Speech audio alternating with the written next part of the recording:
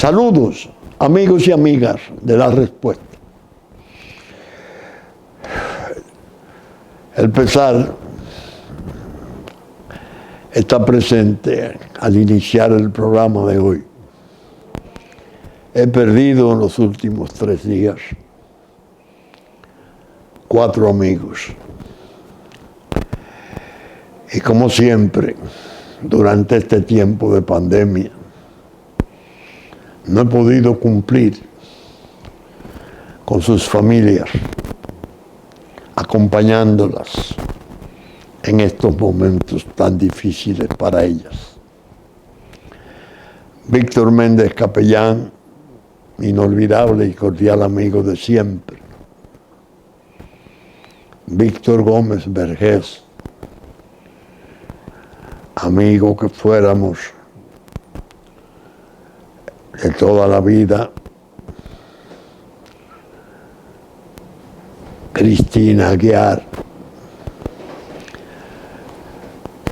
gentil, culta, afectuosa, con una enorme preparación para el desempeño de funciones en planos delicados.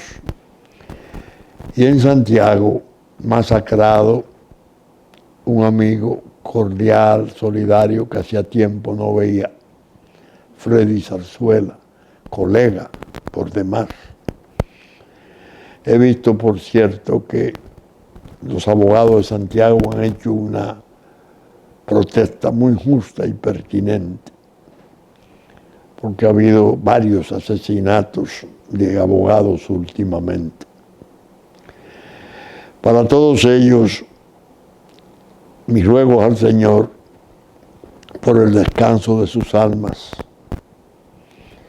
y el descanso eterno de sus restos.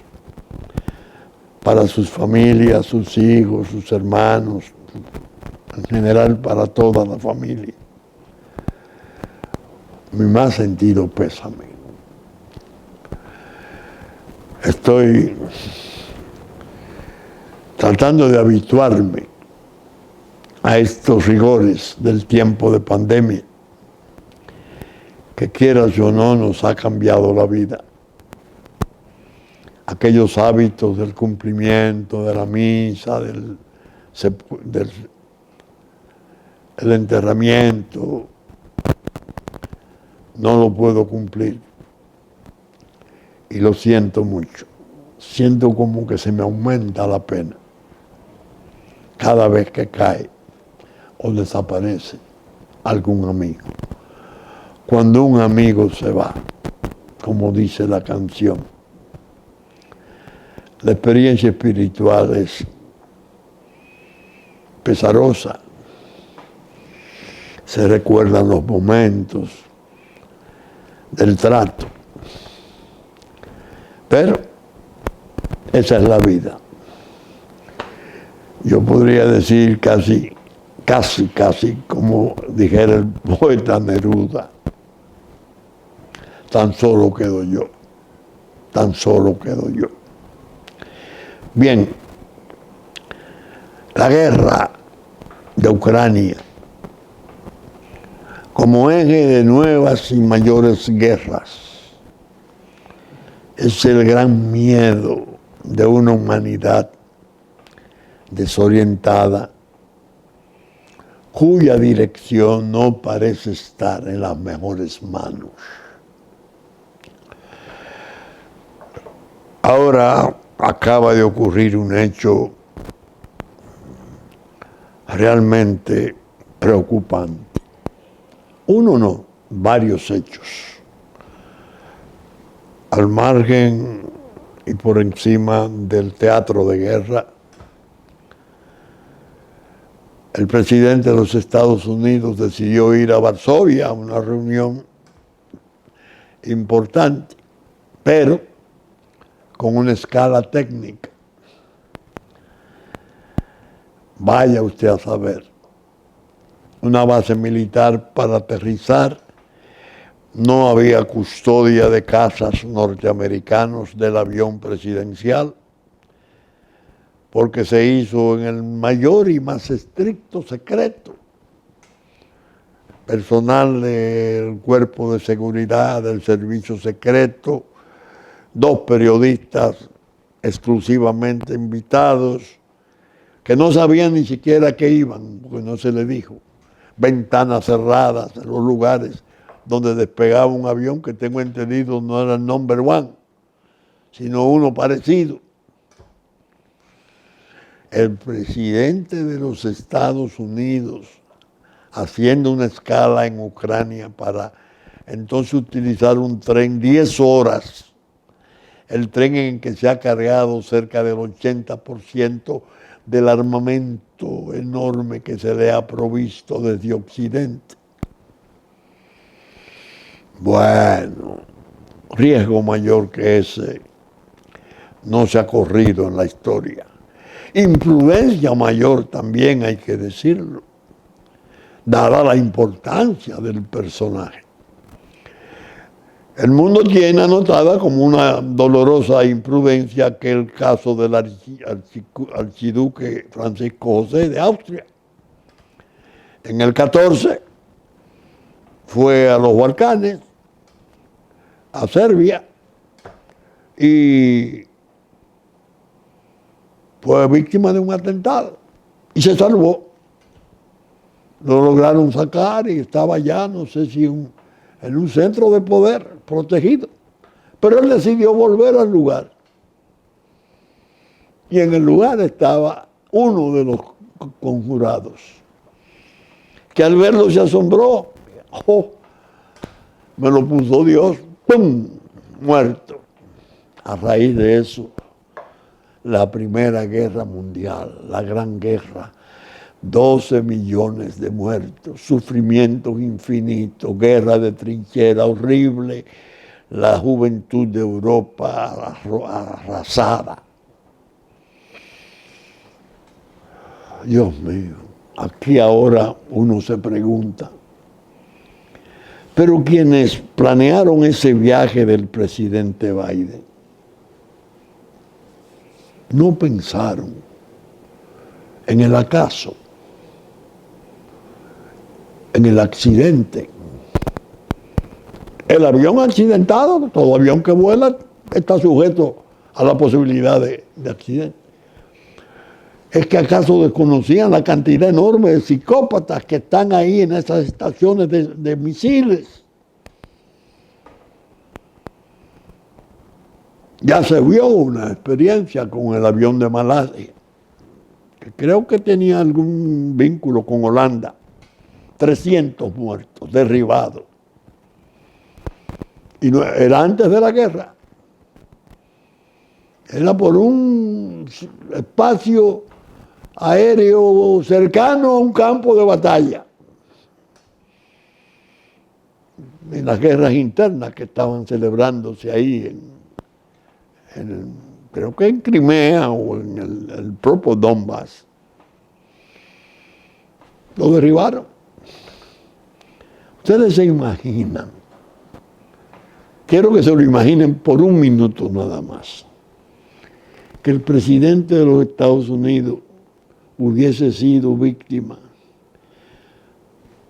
o de un ataque hecho por ese error trágico de siempre que se produce, o por un accidente sobre Ucrania. ¿Cuál hubiera sido la reacción? ¿Quién hubiera podido defender que no fue Rusia, que Rusia no provocó tal cosa? ¿Y cuál sería la reacción previsible de Estados Unidos? La guerra. Su presidente derribado o accidentado sobre Ucrania. No, hasta ahí.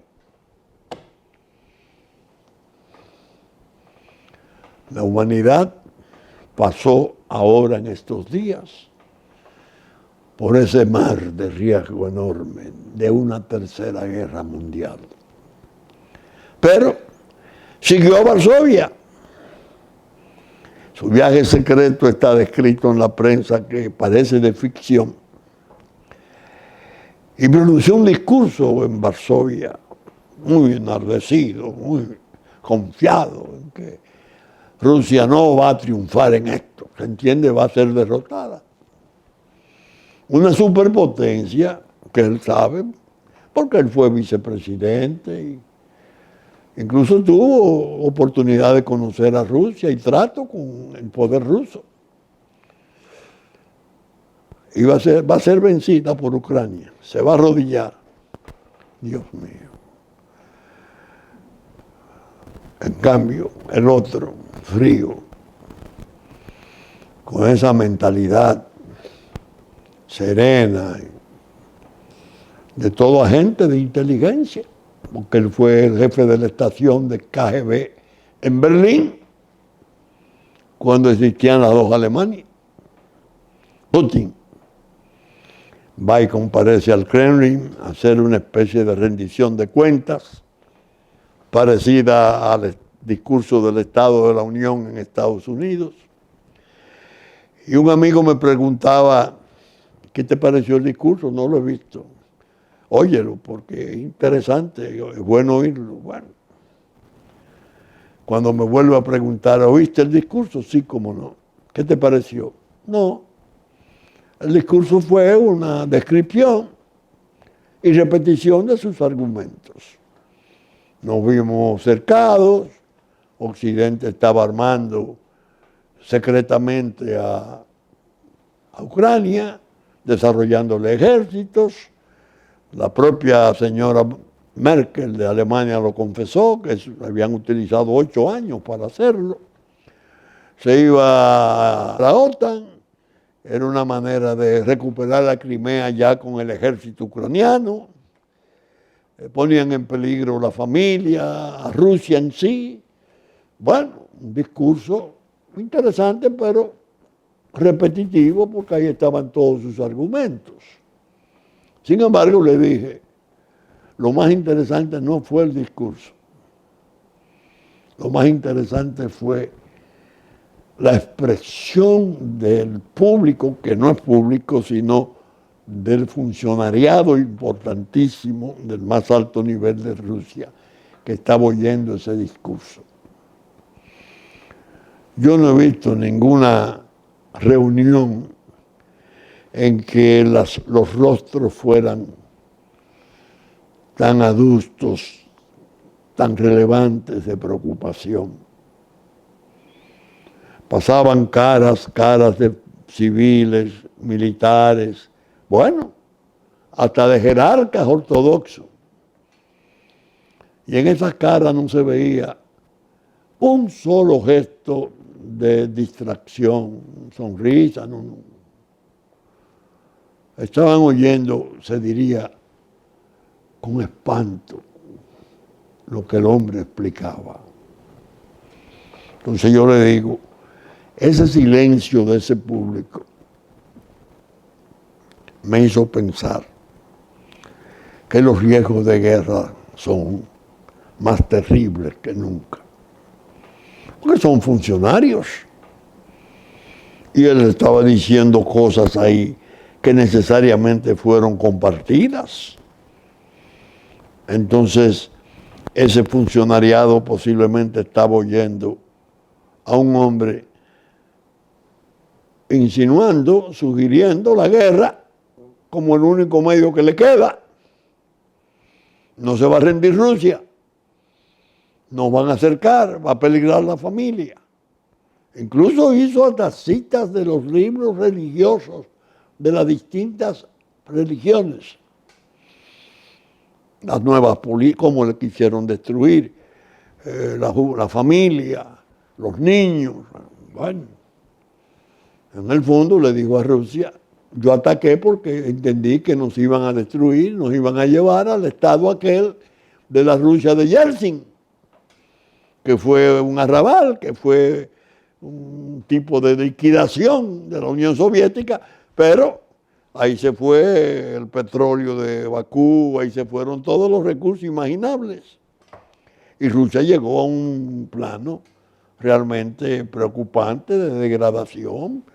Pareció en un momento dado casi que iba para el tercer mundo y que había dejado de ser la superpotencia que había sido siempre. Quedaba como tal por el hecho de tener miles de cabezas nucleares. Pero en sí la economía se derrumbó. Bueno, le digo al amigo, estoy preocupado. ¿Quieres que te diga? He sentido miedo físico, real. No angustia que yo supongo, no. Estoy viendo más de cerca el peligro. Putin al día siguiente, en un estadio enorme, más o menos como el Olímpico, pero mucho mayor, pronunció un discurso de preguerra, enardecida ese público, que la ovación mayor fue cuando él anunció el retiro de Rusia, la suspensión del Tratado de Limitación de Armas Nucleares. Oigan lo que despertó el mayor entusiasmo y los mayores aplausos. La guerra ampliada en términos nucleares posibles. Uno dice, pero bueno. Y esos discursos se pronunciaban, uno en Moscú y otro en Varsovia. Ya había salido de Kiev el presidente Biden y hablaba de que Rusia no podía salir victoriosa de eso, se indica, será derrotada. Y el otro respondía, bueno, mientras tanto yo tengo libertad de poder usar armas nucleares tácticas, es lo que quiso decir. Yo aplasto eso. Eso dicho en labios de un gobernante de una superpotencia nuclear. El que me diga a mí que no se preocupa, o es un idiota o está medio loco. Eso es muy serio lo que tenemos de frente. Pero me he propuesto a través de las redes, especialmente en YouTube, encuentro muy buen material de comentarios de distintas fuentes, de todos los lugares, y análisis de expertos interesantes y publicaciones de artículos interesantes. Y entonces observé China. En medio de esa crispación, China sale con su plan de paz. 12 puntos. Pero no contempla en ningún caso la devolución de los territorios, lo que indica, no le pidan a Putin eso, que no habrá paz, porque no va a ceder una pulgada de lo que él tomó en su operación militar especial. Y manda a su canciller 2 días después a reunirse con Putin. ¿Qué ocurre? Oh, ahí viene ONU. La ONU. La Asamblea de la Comunidad Internacional. Y vota mayoritariamente contra Rusia por la guerra. Entonces se producen las abstenciones. Todavía China no era el lugar de expresar el veto, es el Consejo de Inseguridad donde se hace. Se abstienen. La minoría se abstiene de calificar a Rusia como culpable de la guerra y ordenándole que cese. Pero la Asamblea sí lo hace. Y eso da todavía abre más posibilidades de que siendo culpable de la guerra, pues tenga que pagar algún precio. Entiéndase, la guerra final. Yo pienso que estamos pasando un momento casi de enajenación de la humanidad. Se va a volver loco el mundo porque entonces ustedes hacen la condenación a la superpotencia y le dicen que se entregue. Y si no se entrega, ¿qué viene? La guerra. ¿Y cómo vamos a salir librados de esa guerra? No es una guerra cualquiera, de las que conocidas en el mundo, regionales. Corea, Vietnam, Siria, Libia, no. es de exterminio. Los bombazos sobre las grandes ciudades y las bases militares, recíprocas. Es loco que estamos. Pero, ¿cómo explico? Estoy observando el silencio del Congreso norteamericano. Un Congreso que acaba de oír el discurso de la Unión en medio de una algarabía de aplausos y abucheos a su presidente. Porque ellos se van de la greña, republicanos y demócratas, con cualquier motivo van baladí. Sale su presidente en ese viaje secreto. ¿Dio permiso al Congreso? ¿Se le pidió permiso? ¿Se fue sin permiso? ¿Qué opinión le merece? Nada. Pero ese Congreso había realizado una reunión a puerta cerrada con los dos oficiales militares más importantes de Estados Unidos. Cuando se abrieron las puertas, se trascendió algo que pintoresco, los ovnis. No, lo que hablábamos era sobre los objetos especiales y extraños que están sobrevolando Alaska, Canadá, que derribamos 3, pero no hay nada especial. No, hombre, por Dios. Se ha dicho y probado está en la práctica que en toda guerra la primera víctima es la verdad. Antes que los soldados, antes que los pueblos, muere la verdad. Mire, usted la verdad, bueno, muerto por todos, de un lado y de otro. Eso siempre ha sido la tradición y la creencia muy bien fundada. Pero ahora, en los términos en que se podría dar esa guerra, no es para jugar.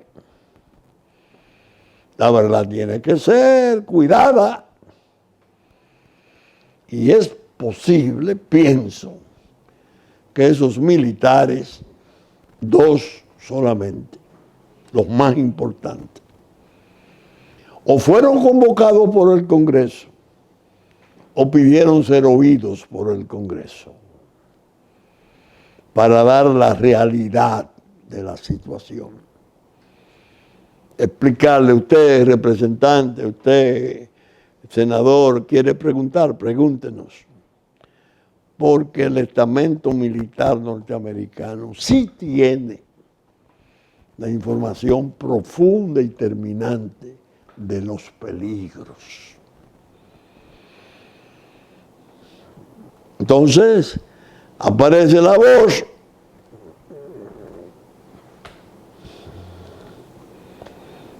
de Donald Trump, un millonario que anda por ahí, que tiene inversiones, que ha sido muy controvertido, que es un litigante, un peleador callejero de injusticia. No. Es el expresidente de Estados Unidos. Actor fundamental de la gran crisis electoral de Estados Unidos, que se produjo en la invasión al Congreso, que se está investigando, el Congreso alambreado y con trincheras de sacos de arena por asalto. Trump dice, estamos a las puertas de la Tercera Guerra Mundial. Es muy grave. Podría ser, alguien podría decir, eso es Trump exagerando. Es un argumento electoral. Porque él dijo que si él salía electo en una semana estaba la paz asegurada. Es posible. ¿Y si no es?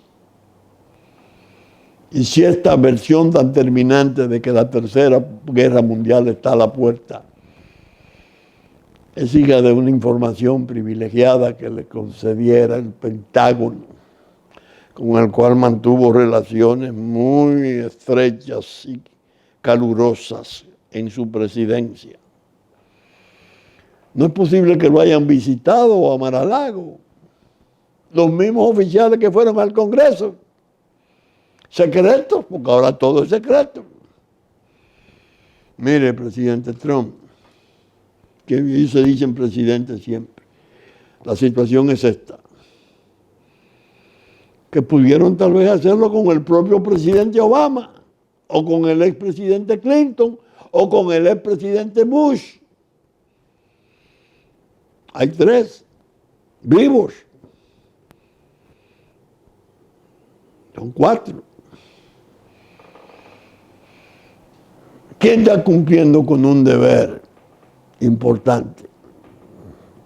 El estamento militar norteamericano. Por algo que yo conté aquí en la respuesta hace algún tiempo, que lo tengo en archivo y un día de esto lo voy a localizar para leérselo. Apareció hace ya algunos años, en una digresión, un paréntesis, un crucero misilístico ruso en aguas venezolanas, creo que ancló en La Guaira. Y desde Washington, no sé cuál político importante dijo que la presencia de ese barco era un peligro nacional. Entonces un comandante del Comando Sur, creo que era el general McGregor, no sé si él o su antecesor, dijo en respuesta, no creemos como Washington que sea un peligro nacional. Nuestros barcos andan en todos los mares y van a todos los puertos.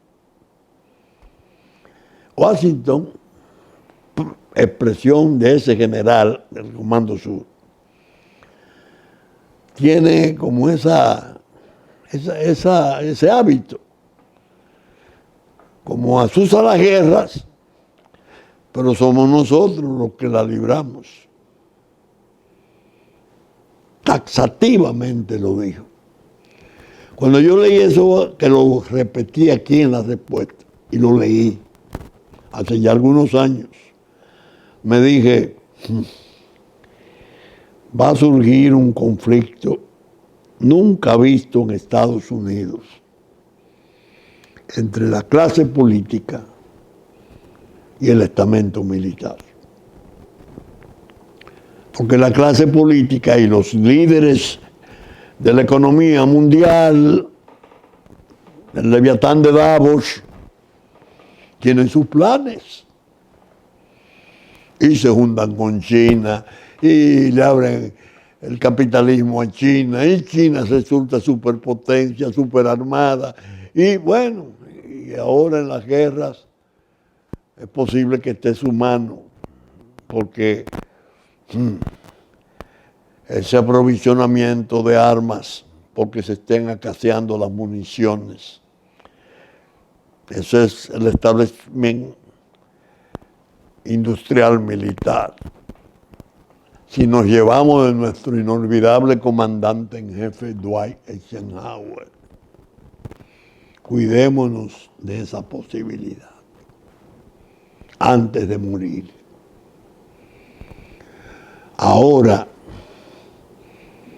está por verse una situación muy delicada que podría generar en Estados Unidos sucesos nunca vistos desde su independencia. Porque está por encima de todos los valores comprometidos en este tranque. La vida, la existencia de su pueblo. Es decir, no es que el militar sea guerrerista o pacifista, no. ¿Qué es lo que puede ocurrir si esto escala? La desaparición del pueblo nuestro. ¿Cómo? Nosotros vamos a destruir al otro. ¿Cómo? ¿Y quién determina esto? Los intereses de la economía, de la política. Espérense. El interés del pueblo estará siempre por encima de los intereses particulares de ustedes.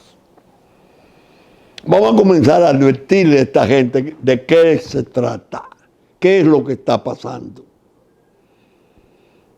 para ver si abandonan esa temeridad.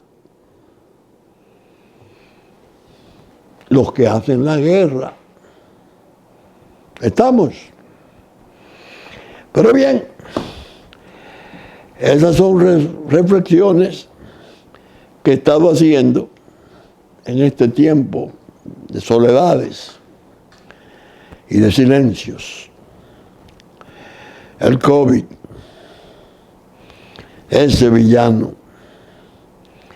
está regocijado porque no lo ha podido derrotar la ciencia. Ahí no hay vacuna, ahí no hay cura segura, y toda una parte inmensa de la población que quede precondicionada corre riesgo de muerte. Y actúa en todas partes. Ya lo vimos regresar a China. Después de salir y azotar el mundo, entonces fue a azotar a China. Lo vimos. Shanghái cerrado, todas las grandes ciudades en pánico, protestas incluso por las medidas de cero circulación. Entonces la idea es que nosotros parece que nos hemos acomodado a la posibilidad de que podamos convivir con el COVID. Una enfermedad más. Ahí está el cólera, ahí está el tétano. Y el COVID será otra. Que se cuiden los diabéticos, que se cuiden los ancianos, que se cuide esto, pero definitivamente él termina por no matar, lo podemos curar, manejando. Esa es la situación que tenemos. Con el peligro inmenso de recrudecerse, porque es alevoso. Se comporta como un verdadero criminal. Cuando menos se espera, da un foco y mata. Bueno, en Estados Unidos pasó del 1.000.000 de muertos. Y en Europa devastó en todas partes. Y en China no se diga. Y no hay contabilidad organizada. O si la hay, no trasciende. Bien, entonces, los discursos de Putin y Biden, la disputa de los cabezas del mundo en el poder, jugando con fuego. Y entre nosotros, el discurso del 27 de febrero. Luis Rodolfo Abinader Corona, joven político que está en el poder, que ha dado muestras interesantes de tener condiciones, preocupaciones buenas, trabajador, no hay duda, y empeñado en cosas importantes, incluso en el discurso fundamental del país, que es el problema de su supervivencia, amenazada por la geopolítica mundial, ya complicada, porque está alojada en ONU, por ahí 5 superpotencias pendientes de lo que pasa en Santo Domingo. Francia, Canadá, Estados Unidos, China y Rusia. El asunto se ha hecho más trascendental, más delicado. Hemos visto incluso el embarazo del propio Consejo de Seguridad. Se reunió a puerta cerrada y no fue capaz de sacar ninguna solución para el caso de Haití. Y se convocó para eso. Entonces, viene el discurso el día 27 de febrero. El día estelar, el día fundamental del dominicano. Yo recuerdo que crecí con la expresión popular de que este está más alegre que un 27 de febrero. Esa ha sido la cultura contra la cual se ha trabajado por destruirla. Demoler a Duarte, los demás héroes y mártires, y claro, el 27 de febrero, borrarlo. Frente a esa situación, la invasión, la ocupación y un proyecto de ley de trata de personas. Trata de personas, inmigrantes, refugiados, que es, como he llamado ya, una ley mortaja del país. Nos quieren amortajar con esa ley. La tenemos. Hace 17 años, tengo entendido, como letra muerta.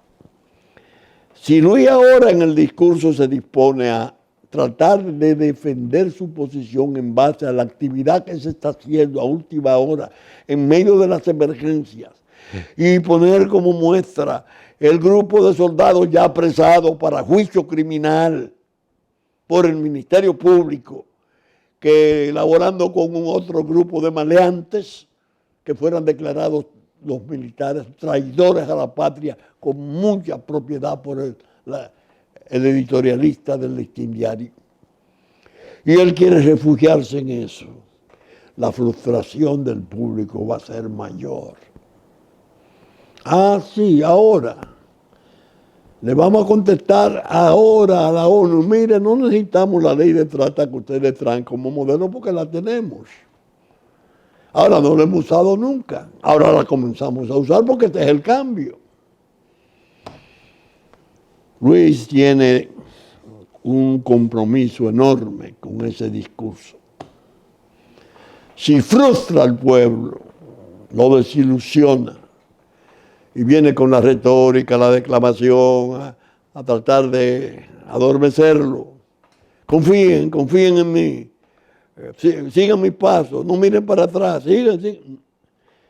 Y no da gestos concretos, determinantes, de que esa posibilidad no podrá ser posible, que no podrán hundir su país, nuestro país. Si no la da, lo que puede sobrevenir como inconformidad pública sería muy grave y podría turbar enormemente la paz de la República, algo muy peligroso que a todos nos afectaría. Si Luis quiere, en mi opinión, dar pasos convincentes de que en realidad se equivocó la burocracia internacional tratando de meter subrepticiamente por debajo de la mesa con la complicidad de sus ministros que han estado todos conjurados para llevarle la contracorriente a su política exterior. Va a fracasar si no es severo, si no traza líneas severas sobre ese tema. Aquí surgió algo que yo lo voy a comenzar a comentar, porque quiero ayudar a la comprensión de ustedes. El maestro del poder que fuera Joaquín Balaguer hacía a veces cosas desconcertantes. Un buen día, el país se encontró con que un general que fuera un coronel legendario del país, porque participó en las vicisitudes tremendas del 65. El general Elías Wessing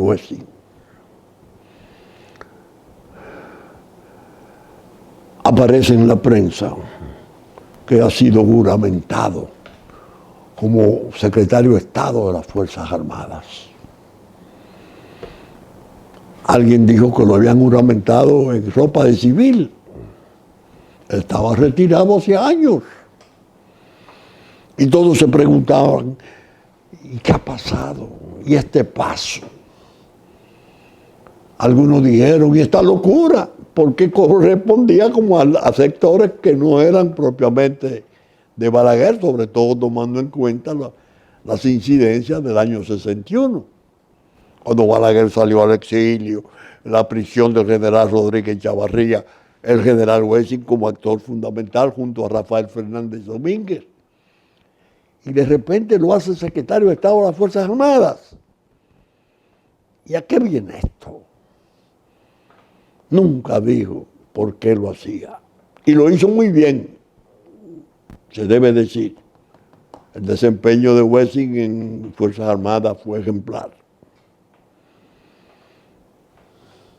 ¿Por qué Balaguer hacía ese movimiento? Se dijo entre los más versados del balaguerismo que las tensiones entre los grupos habían aumentado considerablemente. Y él llegó a entender que se podía producir un rompimiento y una nueva división de las Fuerzas Armadas. Y trajo desde el otro campo a dirigir sus Fuerzas Armadas a Elías Wessing. Un maestro del poder. Entonces yo le decía a los amigos con quienes hablaba, ustedes se van a reír de lo que yo les voy a decir, porque nadie lo espera. Ustedes se imaginan si el lunes 27 de febrero, al terminar el ceremonial y el Te Deum y la ofrenda en la noche, aparecen decretos parecidos,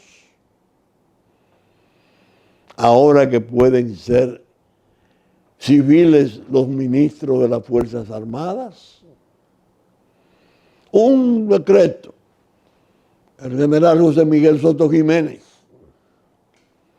pero es presidente de un partido político, sí, ya civil, sí, pero la Constitución permite. ¿Cómo? ¿Y por qué ese?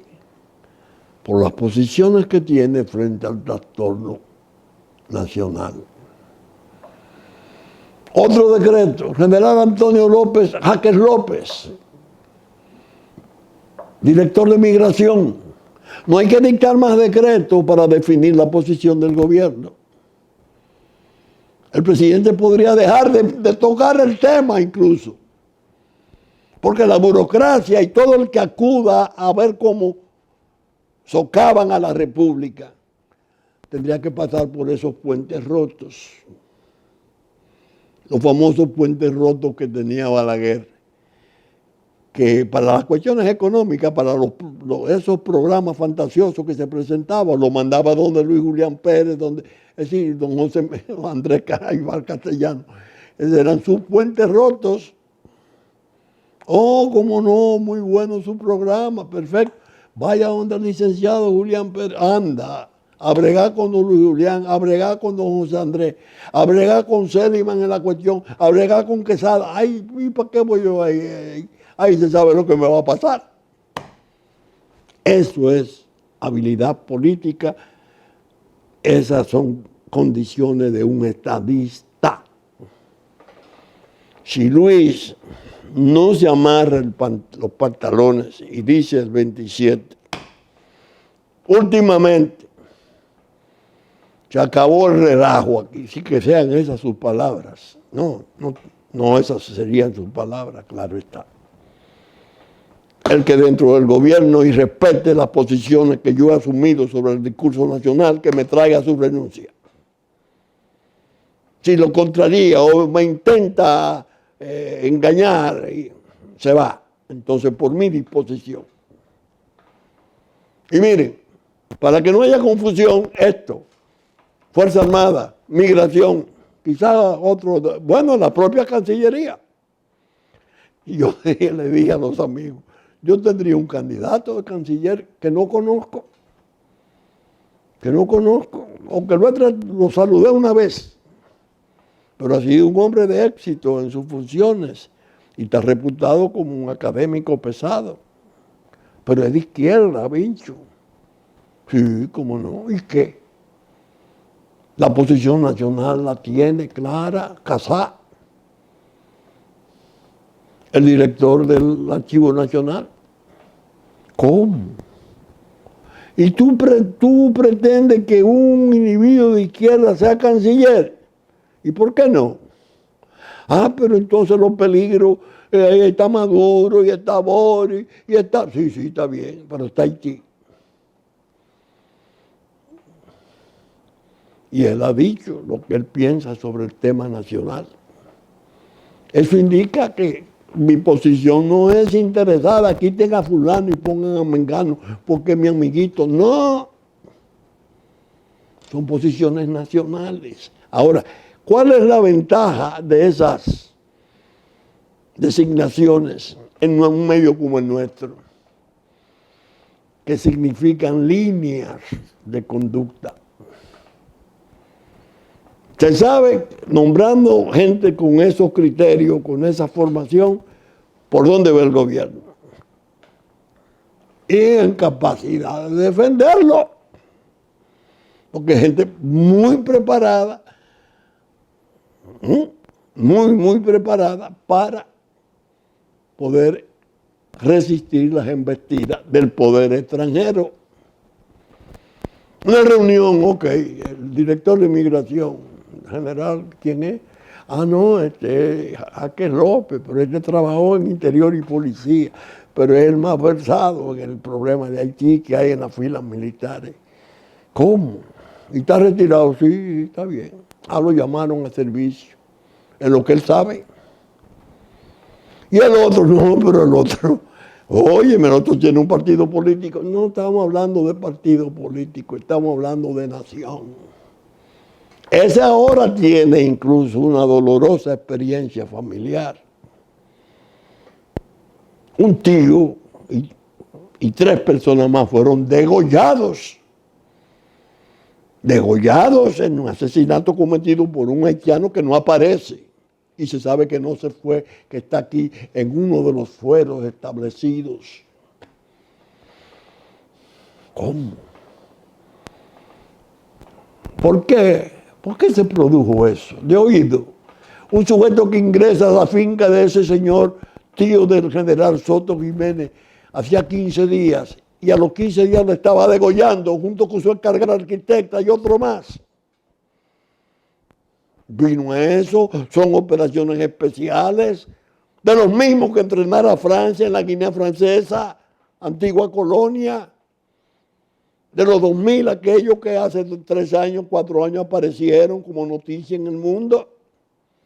Entonces tenemos que responder con energía y en esos términos, que se entienda bien. No te juegues, que ahí no hay concesión de ningún tipo.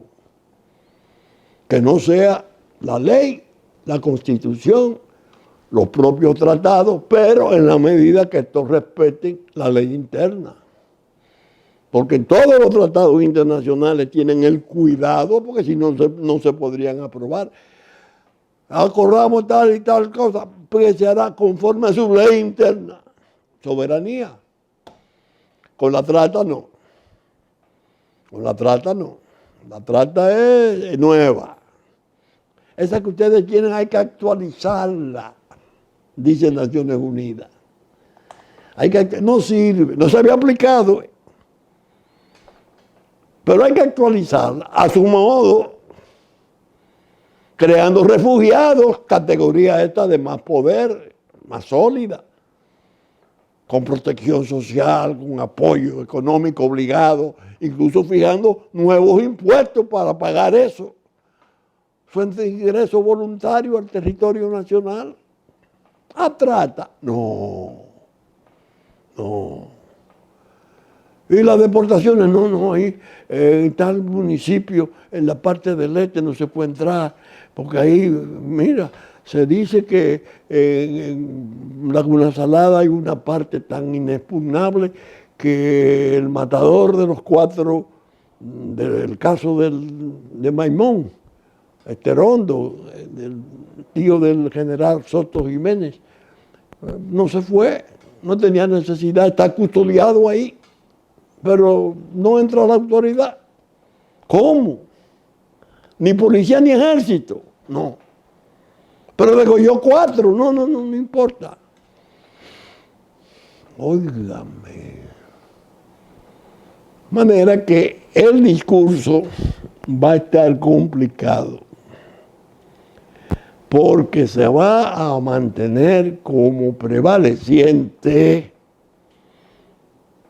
la preocupación grave por esta operación final de la comunidad internacional decidida a hacer valer sus poderes a través de Naciones Unidas, que yo llamo cueva de trampas, que nos va a liquidar como Estado-nación. Una política de visas para el vaciamiento de la República Dominicana y una política de ingreso y ocupación física libre, amparada por el propio Estado dominicano, no conducen a otro resultado que no sea una versión de holocausto para el pueblo dominicano. Esa es la tesis que yo he estado sosteniendo y diciendo. La mano de Dios. La mano de Dios. Se ha complicado el asunto con los intereses de Rusia y China en la isla y en la región. Y ahora la geopolítica está traconejada, como se dice, porque no pueden hacerlo por virtud de mandato formal del Consejo de Inseguridad, porque tiene 2 vetos en contra. Eso no es lo que quiere el pueblo haitiano, que desarmen las pandillas asesinas. No, no, no. Rusia y China que están esperando que pase ahí. Vamos a ver qué pasa. Porque si nos sacamos el premio con una república socialista, democrática, del socialismo del siglo XXI, mira, ahora hay, por cierto, un senador muy beligerante y activo, reputado como un radical de izquierda de Haití, reunido con las autoridades máximas de Moscú. Ajá. Y tú te asombras. Y yo vine, el presidente asesinado, se reunió en Turquía con Lavrov, y Lavrov dijo que Rusia venía a invertir miles de millones para recuperar Haití. Y China quería invertir 15.000 millones y después abandonó el plan porque conseguía Manzanillo a través de la traición de Danilo Medina, que milagrosamente se pudo parar. Ese discurso va a girar sobre esas cosas. No trate de silenciarlo, señor presidente. Van a estar analizando en el ánimo público mucha gente de este país que quisiera que usted acierte en el rigor, en la recuperación de todo lo cuanto hemos venido perdiendo por obra de la traición. Por eso dije el 27 de febrero, fecha fundamental nuestra, es la ocasión mejor, más favorable para que nuestro presidente haga una definición gloriosa de nuestra soberanía, de nuestra autonomía de Estado libre e independiente. De no hacerlo así, repito, su suerte sería penosa, lamentable, que no hay por qué celebrar. Bien, saben ustedes que estamos saliendo por Supercanal a las 11 de la mañana de domingo, canales 33 de Claro, 3 del cable, en nuestra versión central. Teleimpacto, 12 del mediodía, 9 de la noche de domingo, 7 de la mañana de lunes, 8 de la noche de lunes. Canales 52 de Claro, 22 del cable.